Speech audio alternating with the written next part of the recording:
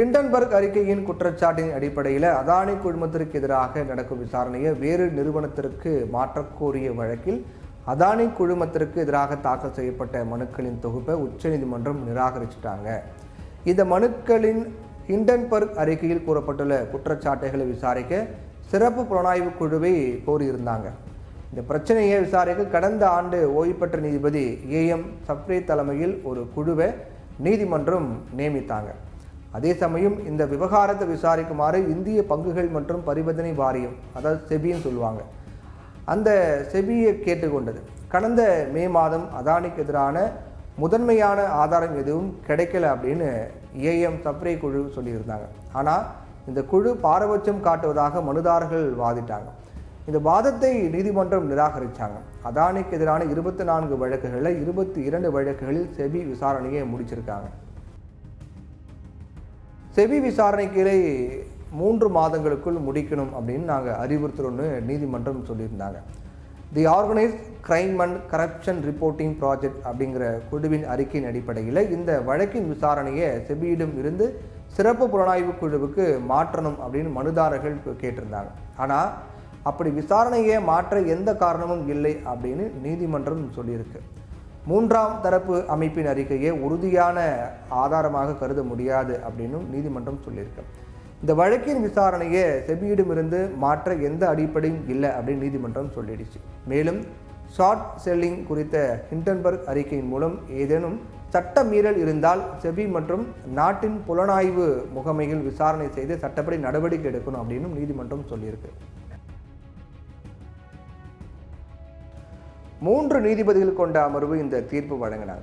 இந்த பின்னணி என்ன அப்படின்னு பார்க்கும்போது, கடந்த ஆண்டு ஜனவரி மாதம் அமெரிக்காவை சேர்ந்த ஹிண்டன்பர்க் அப்படிங்கிற பங்குச்சந்தை பகுப்பாய்வு நிறுவனம் அதானி குழுமம் வரலாறு காணாத மோசடியில் ஈடுபடுவதாக ஒரு ஆய்வறிக்கை வெளியிட்டாங்க.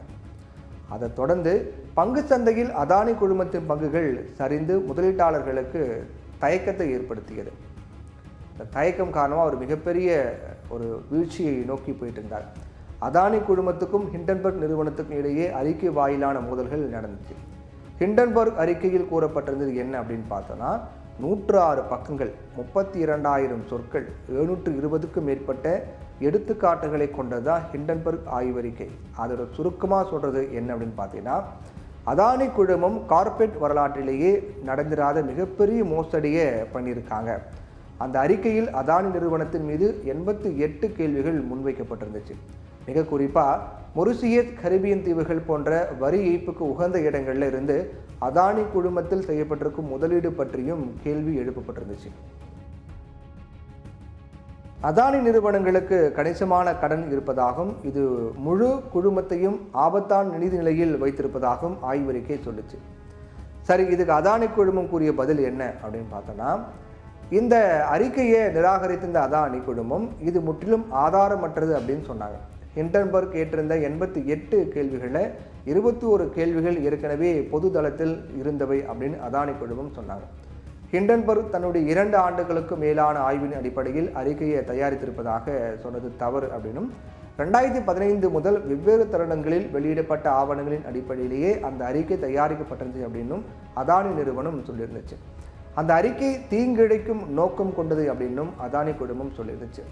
இதற்கு ஹிண்டன்பர்க் நிறுவனம் கொடுத்த விளக்கம் என்ன அப்படின்னு பார்த்தோன்னா, அதானியின் மறுப்பை தொடர்ந்து ஆய்வறிக்கையில் நாங்கள் முன்வைத்த எந்த ஒரு குற்றச்சாட்டுக்கும் அதானி குழுமம் பதில் அளிக்கலை அப்படின்னு சொல்லியிருந்தது ஹிண்டன்பர்க்.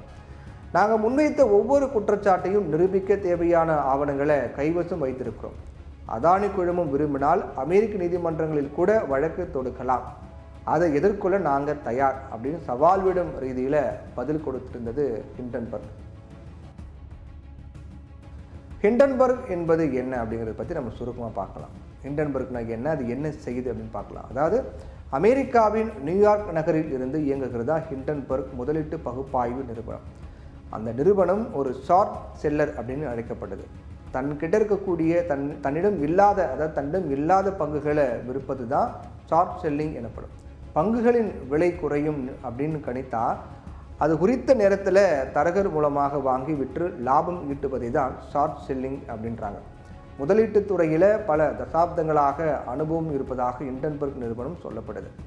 பங்கு சந்தையில் ஏற்படக்கூடிய முறைகேடுகளை அம்பலப்படுத்துவதே தங்களுடைய நோக்கமாகும் அப்படின்னு அந்த நிறுவனம் சொல்லிக்கிட்டு இருக்காங்க. தன்னுடைய ஆய்வுகள் மற்றும் நடவடிக்கைகளின் மூலம் முன்னரே பல நிறுவனங்களுடைய பங்குகளின் விலையை இறக்கியுள்ளதாக அந்நிறுவனத்தின் இணையதளம் சொல்லுது. ப்ளூம்பெர்க் அறிக்கையின்படி ஹிண்டன்பர்க் 2020ஆம் ஆண்டு முதல் 30 நிறுவனங்கள் தொடர்பான ஆய்வறிக்கைகளை வெளியிட்டிருக்கு.